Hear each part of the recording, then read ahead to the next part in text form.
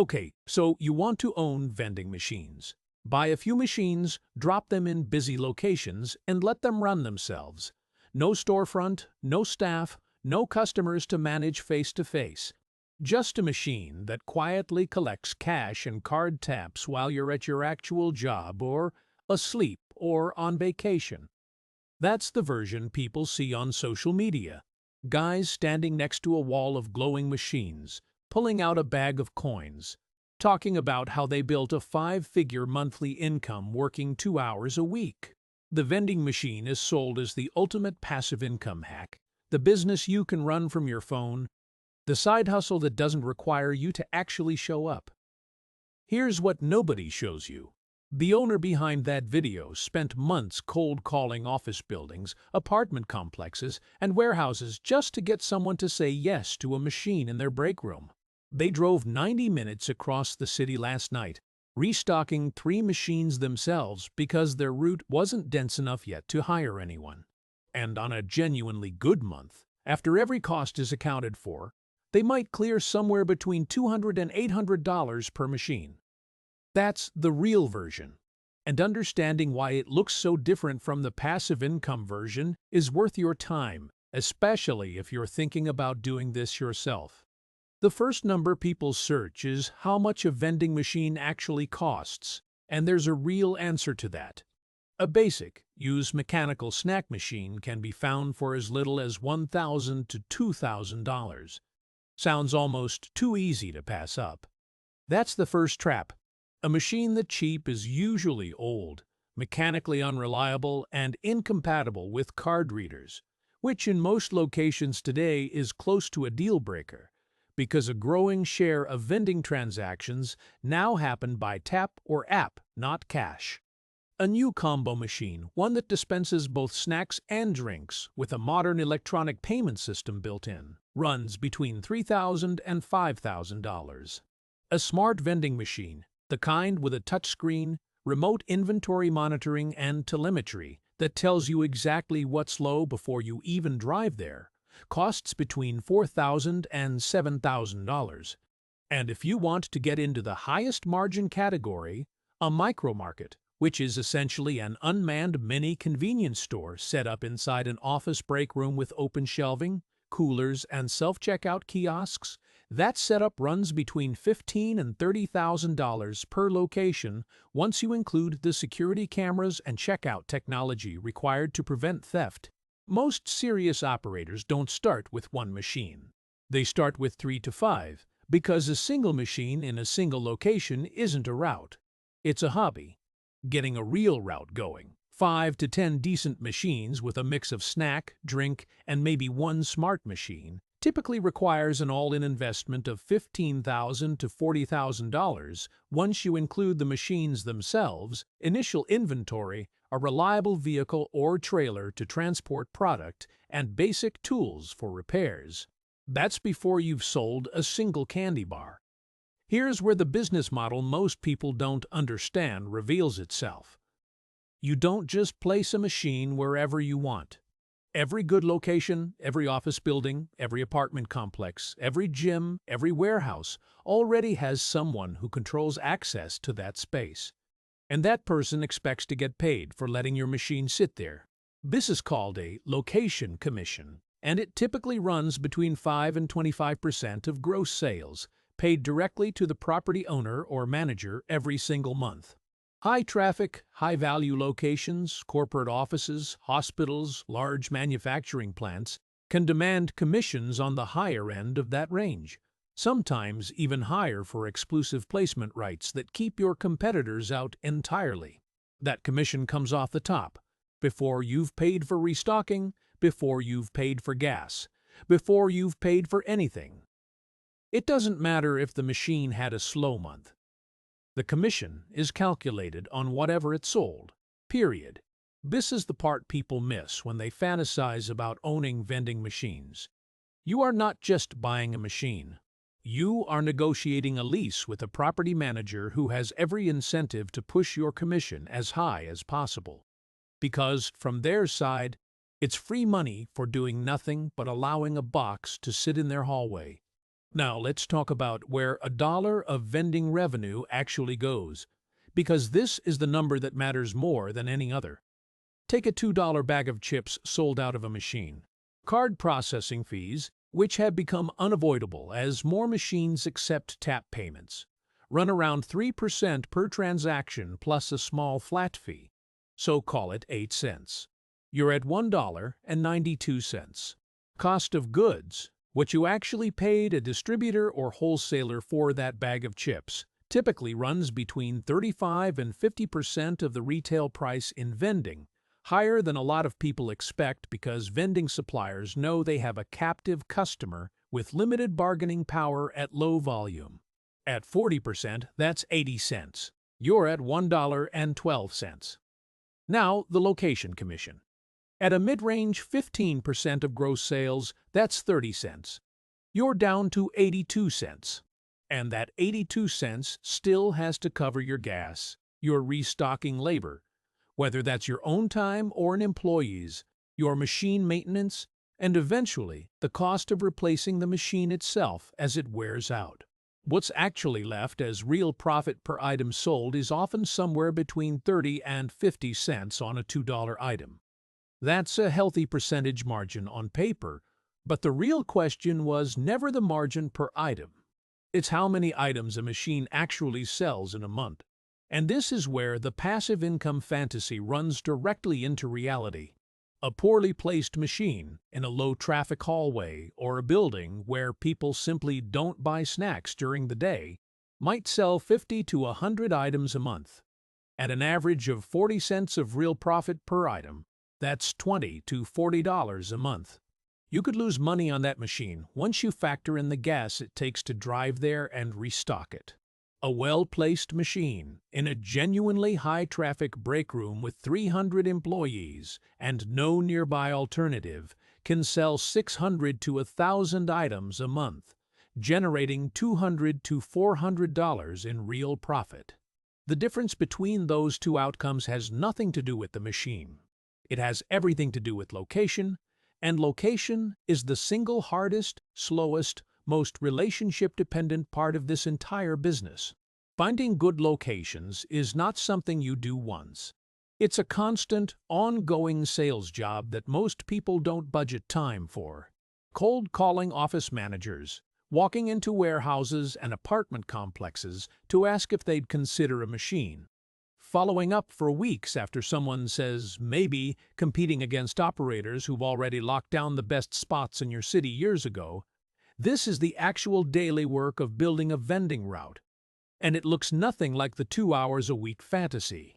Industry surveys of vending operators consistently show that securing a single good location, one that will actually generate meaningful volume, can take anywhere from 2 to 6 weeks of outreach, and a meaningful percentage of pitches simply go nowhere.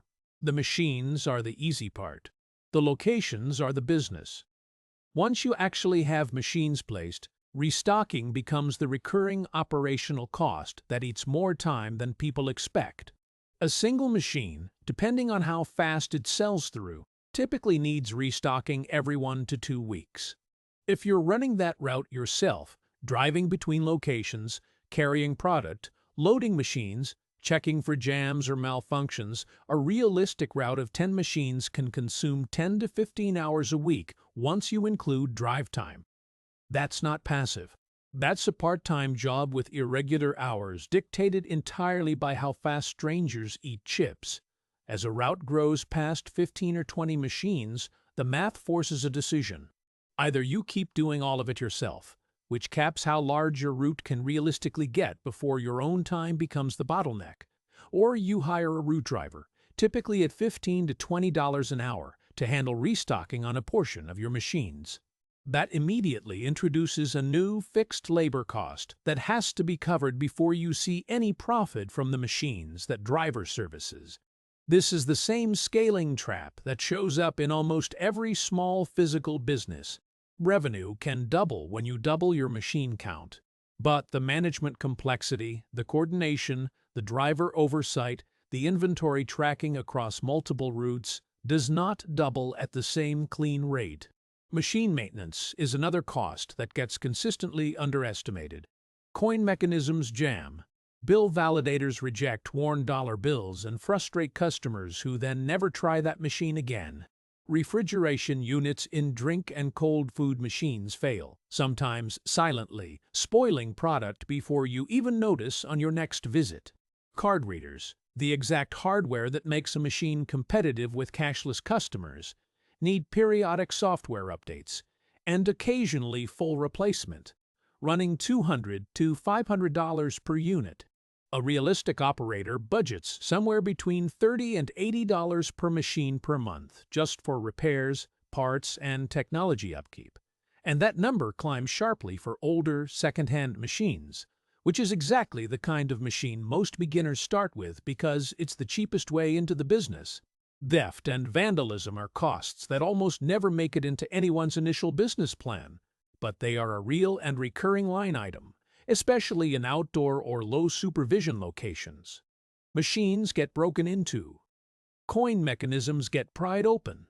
In worse cases, machines get physically damaged beyond repair. Operators who place machines in unsecured, low-traffic outdoor locations report loss incidents significantly more often than those placed inside monitored, indoor commercial buildings, which is one of the biggest reasons experienced operators pay a premium in commission just to get access to secure, professionally managed office buildings over cheaper, riskier public locations. There's a specific promise that gets sold aggressively inside vending Facebook groups and YouTube courses, and it deserves to be addressed directly. The idea of a fully passive, remotely managed vending empire, where you own dozens of smart machines, monitor everything from an app, and never personally touch a single one, is real. But it exists almost exclusively at a scale most beginners will never reach without significant capital and years of root building first. The operators who actually run businesses that way have typically spent 5 to 10 years building a dense route in a specific geographic area, hired and trained a small team of route drivers, negotiated bulk purchasing deals with distributors that dramatically improve their cost of goods, and reinvested nearly every dollar of profit for years before extracting a genuinely passive income. What gets sold to beginners as the starting point is, in reality, the finish line for operators who did the unglamorous work first. Let's put real numbers on what this looks like when it goes well and when it goes wrong. The optimistic scenario.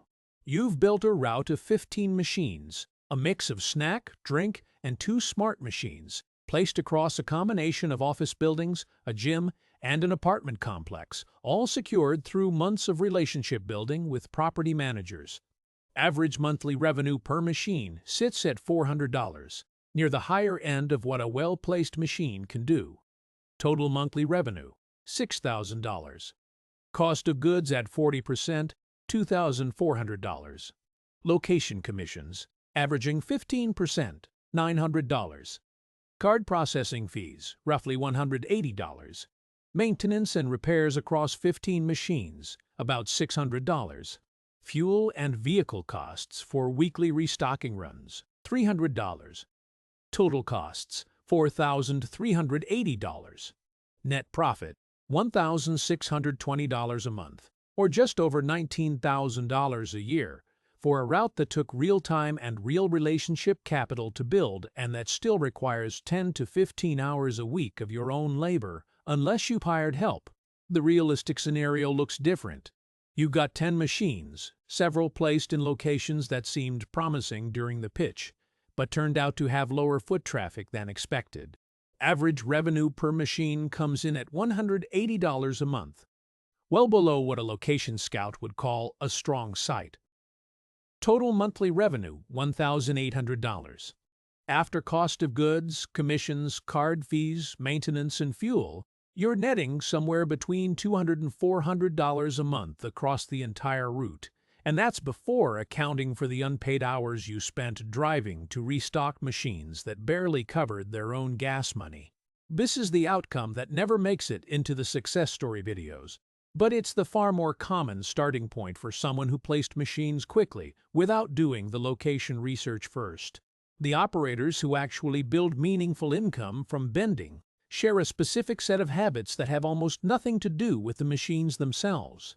They treat location scouting as the core skill of the business, not an afterthought, and they walk away from mediocre locations rather than accepting the first yes they get. They negotiate commission rates down by offering property managers a share of a smart machine's real-time sales data, which some managers value enough to accept a slightly lower percentage. They buy machines with reliable card readers from day one, because a machine that only takes exact change is quietly losing sales to every customer who simply doesn't carry cash anymore, which by some industry estimates is now the majority of potential buyers under 40.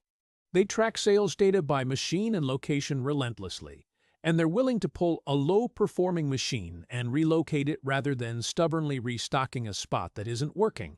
And critically, they reinvest early profit into better machines and better locations rather than spending it, because the difference between a mediocre location and a great one isn't small.